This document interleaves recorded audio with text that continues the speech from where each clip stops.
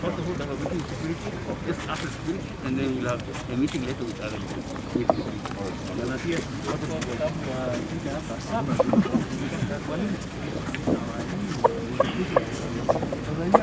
Mtambua.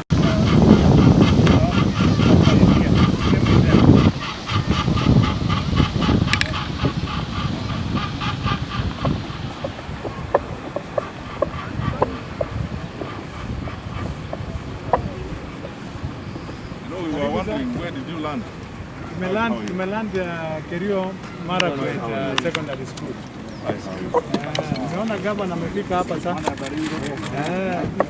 Nimekuja kwako nyumbani. Karibu. Karibu sana. Gavana.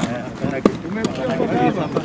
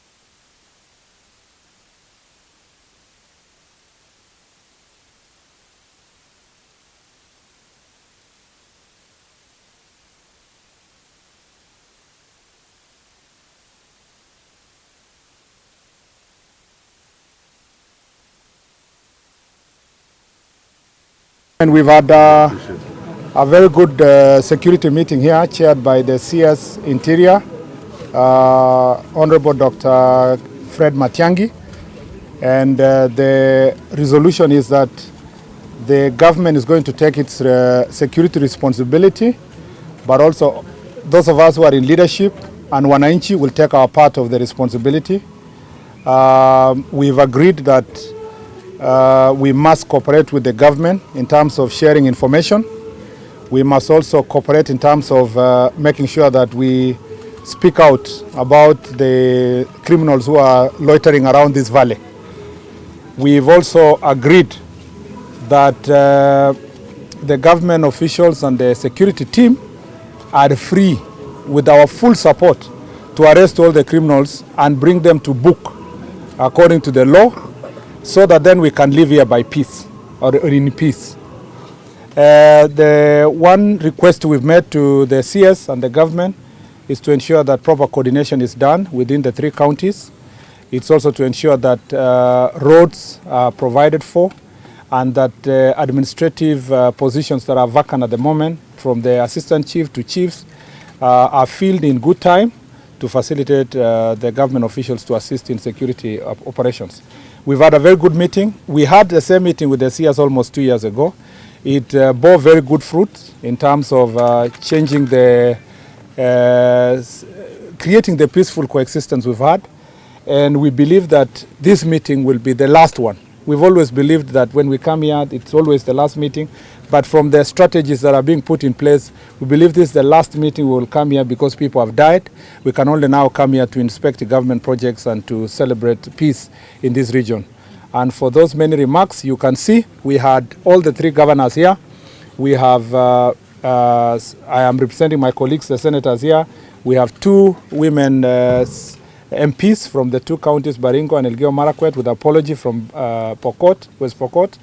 We have the members of parliament from Marakwet East, Marakwet West, Tiati constituency, and Sigor, who are the bordering constituencies. Baringo South as well is here. We also have all the MCAs from the border counties, bordering these areas which have had insecurity situation. And with those many remarks, I want to thank you for always supporting us. And now it's the Honorable Assistant Minister Lina Chebi Kilimo, who is here, our Secretary for Internal Security, Mr. Njega, the Regional Commissioner for Rift Valley and the entire regional security team led by Mr. Mutembei, and our Inspector General of Police, Mr. Hilary Mutiambai, and the entire command from the region. We came here because of the insecurity events that took place the last 2 weeks. Unfortunately, we have lost several lives, and as a result, these leaders expressed serious concern and asked that we come and have a meeting here on the ground. So first of all, I want to thank all the leaders, especially the elected leaders from this end, who organized and required us to be in this meeting. The 3 governors are very cooperative. We have worked very closely with them. The honorable members of parliament, as has been explained by Senator Murkomen, it's one of those very rare times where you go to a region in the country, there's a problem, and all of us are aligned. We are in the same room. We are facing the same direction in terms of ensuring that we provide security for our people. I am also grateful for the insights we have gained from the elected leaders. They have told us many things because, of course, they have more contextual knowledge of this place than we do. And as a result, we have learned a lot from them. The MCAs who are here, the honorable members of parliament who understand this place very well, and they have explained to us why the recent events occurred.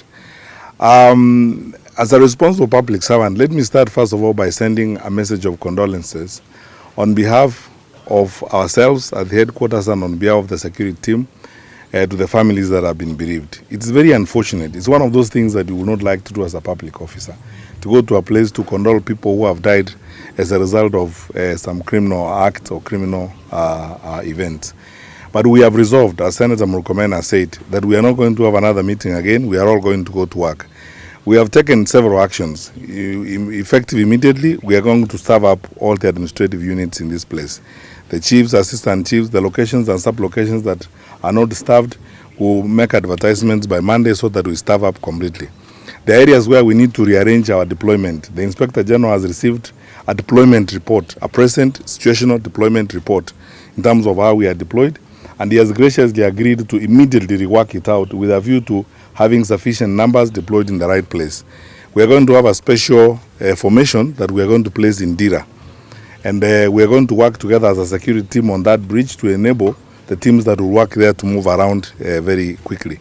And because we need to coordinate the security of this Kerio Valley, we have agreed that we will assign a DC whose responsibility will be coordination of the 3 counties and working with the 3 county security teams. Because you know the expansive nature of the Rift Valley, sometimes the regional security team focusing on the whole of the Rift Valley, sometimes there may be a delay in terms of sharing information and so on. So we have agreed to place here a deputy county commissioner who will be coordinating with the 3 county commissioners and the 3 security teams to ensure that between that and the special formation teams that we have around here, information is shared in real time and information is handled. I have asked the leaders who are here that the peace is never brought by guns and bullets. Peace is brought about by a desire and a commitment to coexist one with another, so that they continue these conversations that we are having across the communities and across the counties, so that we can persuade our people that there is no dividend from crime. We don't want to lose any more lives. And as a result, I have requested everyone here that some of these criminals, because they are known, they say their names are known, I have given them 7 days to surrender the names and share those people with the police, or else we will go for them, because that is what will happen. We don't want this to happen in our country. Finally, and on a very positive note, we have also drawn a long agenda of some of the things we need to do here, including supporting the administrative infrastructure here. The members of parliament have been working with us through CDF in building infrastructure, police stations, chief's offices, and so on.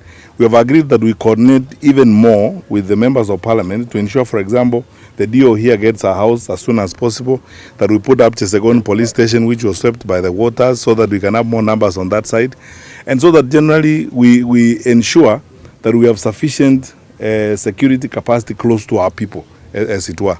And finally, we will continue meeting on a regular basis. We have agreed with the elected leaders that from next week, we are going to now look at the metrics of the actions that we have agreed, and we review them from time to time to ensure that this place remains peaceful and this place remains quiet as we move forward.